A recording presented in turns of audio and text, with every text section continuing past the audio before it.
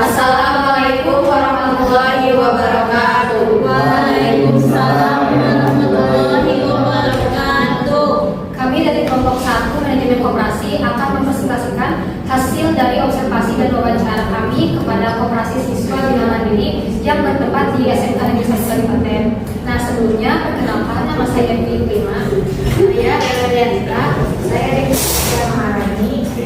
Nah, untuk mengefisienkan waktu, mari kita mulai saja ke presentasinya dulu. Nah, yang pertama di sini ada profil koperasi. Nah, profil koperasinya yaitu nama koperasinya adalah Koperasi Siswa Bina Mandiri. Alamatnya di Jalan Siliwangi nomor 30, Liang Julang, Kecamatan Kabupaten Majalengka.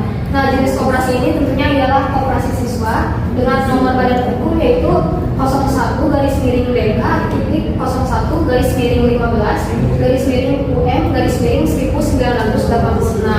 Nah, untuk nomor telepon yang bisa dihubunginya itu ada 0822 4090 9508 dan kode posnya 45452. Nah, di sini ada sejarah berdiri koperasi siswa Bina Mandiri. Nah, jadi SMK Negeri 1 Kabupaten ini merupakan sekolah kejuruan, kelompok bisnis dan juga informatika yang berada di Kabupaten Majalengka. Nah, koperasi siswa Bina Mandiri ini terdapat di SMK Negeri 1 Kabupaten, itu yang dibentuk atas kuasa pembentukan pada tanggal 12 Februari 1986 dan didaftarkan pada kantor Departemen Koperasi Kabupaten Majalengka pada tanggal 4 Agustus 1986 dengan badan hukum nomor 01-DK-DK-15-001-UM-1986. Nah, adapun tujuan dari didirikannya koperasi siswa ini ialah yang pertama yaitu untuk mendidik, menanamkan dan juga untuk memelihara rasa gotong royong siswa dan juga rasa sedia kawan pada siswa. Lalu yang berikutnya yaitu ada memupuk rasa cinta kepada sekolah, dan yang terakhir ialah meningkatkan dan juga mengembangkan segala sesuatu yang dapat bernilai mutu tinggi.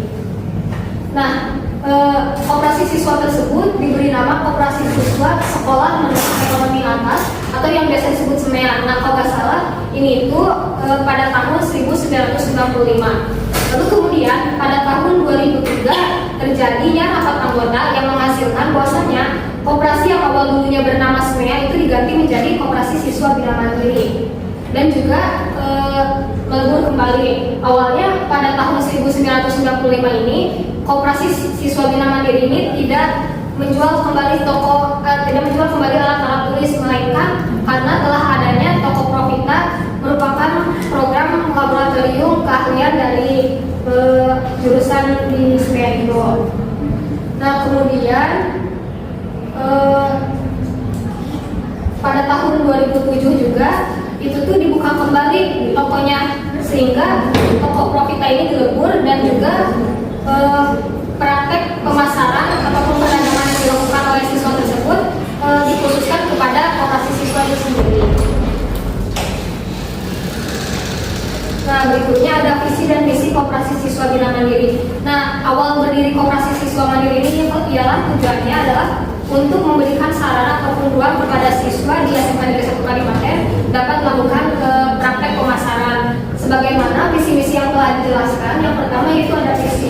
Visinya adalah menjadi koperasi siswa atau Kopsis Bina Mandiri yang terdepan, kreatif, inovatif, mandiri, kompetitif, ramah dan berwawasan di lingkungan tingkat nasional. Adapun misinya yang pertama yaitu ada meningkatkan pelayanan kepada anggota maupun non-anggota.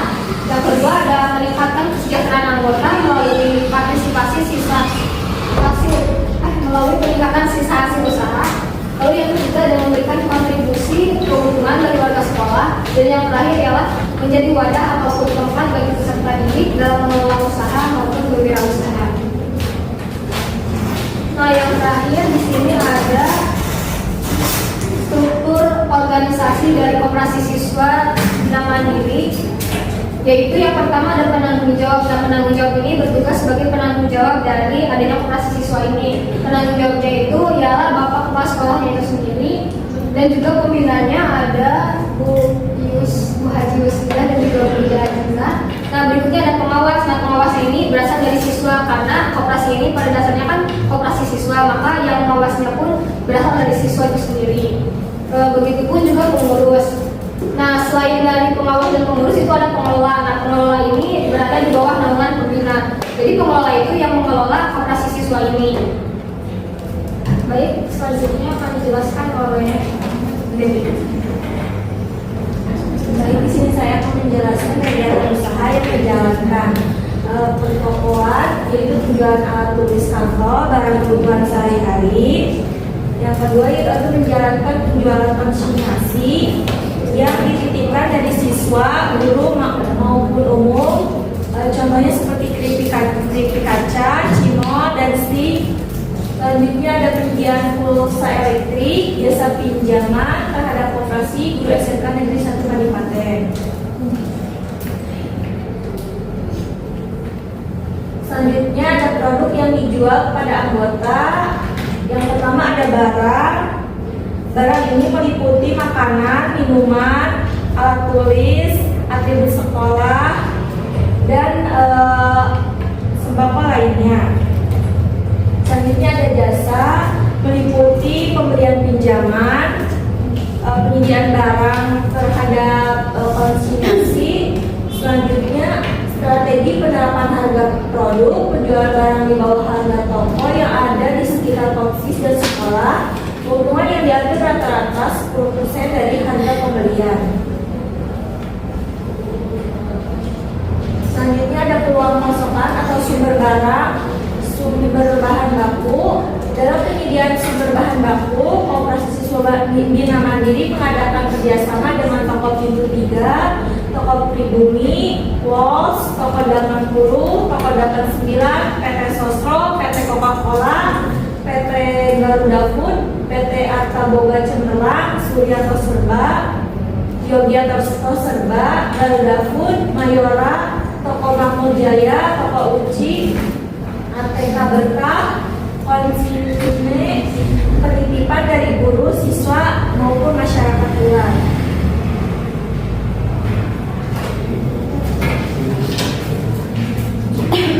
Selanjutnya ada sumber pemodalan. Sumber pemodalan dari kopis ini ada simpanan pokok dan simpanan wajib. Simpanan pokok merupakan simpanan yang dibayarkan sekali saat menjadi anggota, sedangkan simpanan wajib merupakan simpanan yang dibayarkan secara rutin selama menjadi anggota atau juga bisa dibayarkan sekaligus selama satu periode tertentu. Pada bagian pemodalan ini, siswa yang merupakan anggota koperasi harus membayar simpanan sebesar 50.000 setiap tahunnya. Nah, sehingga nanti sisa hasil usaha ini akan dibagikan pada saat kelulusan sebesar 150.000. Selanjutnya ada kendala yang sering dihadapi Koperasi Siswa Bina Mandiri. Yang pertama, SDM yang terbatas sehingga terhambatnya proses pelayanan. Nah, hal ini terjadi ketika jam istirahat, di mana siswa yang datang ke kopis ini lebih banyak daripada pengurus yang tersedia, sehingga proses pelayanannya terhambat dan dalam proses transaksi pun seringkali terjadi kendala. Kedua, belum adanya pelayanan fasilitas fotokopi. Nah, para siswa ini sering membutuhkan SIM fotokopi untuk menunjang pembelajaran. Nah, kopsis ini belum bisa menyediakan layanan tersebut karena biaya pemeliharaan mesin fotokopi yang sangat tinggi harganya. Terakhir ada proses transaksi masih menggunakan metode manual. Karena siswa yang datang ke kopis ini banyak dan antriannya itu tidak kondusif, maka sementara ini masih menggunakan metode manual untuk transaksinya. Terakhir ada harapan Koperasi Siswa Bina Mandiri untuk kedepannya. Yang pertama, seluruh siswa menjadi anggota aktif koperasi. Nah, karena tidak semua siswa ini ingin menjadi anggota koperasi, maka harapan dari kopsis ini ialah ingin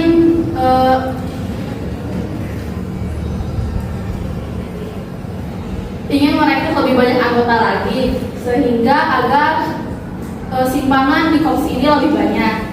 Terakhir ada peningkatan sistem layanan transaksi. Kopsis ini ingin mengupgrade sistem layanan transaksi menjadi modern agar saat penginputan data keuangan tidak ribet dan transaksi ini tercatat secara struktur. Terakhir ada kesimpulan. Yang pertama, koperasi siswa bina mandiri memiliki struktur organisasi yang terorganisir dengan baik dan memiliki tanggung jawab yang jelas. Lalu, koperasi siswa bina mandiri memberikan kontribusi keuntungan bagi SMK Negeri 1 Kadipaten untuk berwirausaha, dan setiap siswa yang menjadi anggota koperasi akan mendapatkan sisa hasil usaha pada saat lulusan tiba. Dan kendala yang dihadapi koperasi siswa bina mandiri ini adalah tidak adanya fasilitas jasa yang memadai seperti fotokopi, juga terbatasnya pengurus yang melayani jasa. Selanjutnya, apakah ada yang ingin ditanyakan? Apakah ada yang ditanyakan? Ada yang mau? Perkenalkan, nama saya Nisina Amukas dari kelompok 7. Izin bertanya kepada kelompok 1, yaitu di dalam PPT kan ada di harapan ke depan koperasi siswa bina mandiri itu kan ada seluruh siswa ingin menjadi anggota aktif koperasi. Nah kan tadi kan disebutnya kan ingin harapannya tuh kan pengen menarik sebanyak-banyaknya anggota ya. Jadi bagaimana cara si koperasi itu untuk biar si anggota itu percaya dalam koperasi itu? Perkenalkan, nama saya Siva dari kelompok 6. Pertanyaannya, kenapa SHU di koperasi siswa dibagikan hanya pada saat kelulusan tiba? Sebelumnya perkenalkan, nama saya Desi Sri Mulyati dari kelompok 2. Izin bertanya, kenapa sampai sekarang masih belum terrealisasi penggunaan layanan menggunakan transaksi digital?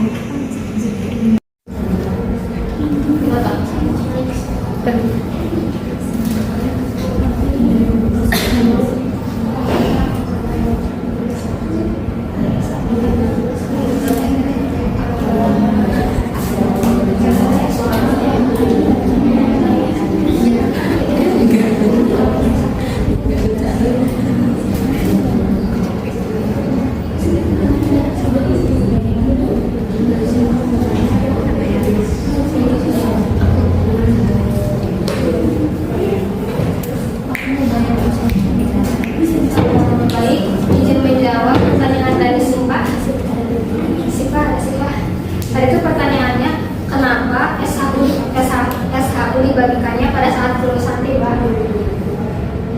Oke, izin menjawab ya sih Pak. Jadi kan di koperasi siswa itu SHU-nya biasanya dibagikan pada saat hari kelulusan tiba.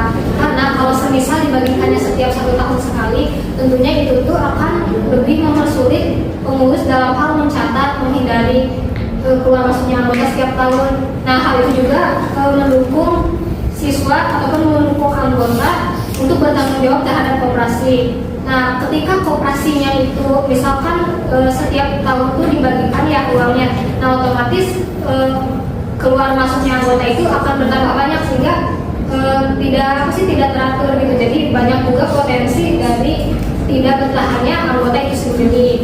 Nah, maka dari itu koperasi siswa bina mandiri ini menerangkan bahwasannya uang simpanan itu bisa diambil setelah 3 tahun. Nah, tujuannya juga adalah untuk agar siswa ini menabung gitu. Udah mengerti? Oke, lanjut aja. Kenapa sampai sekarang belum terrealisasi menggunakan layanan transaksi digital?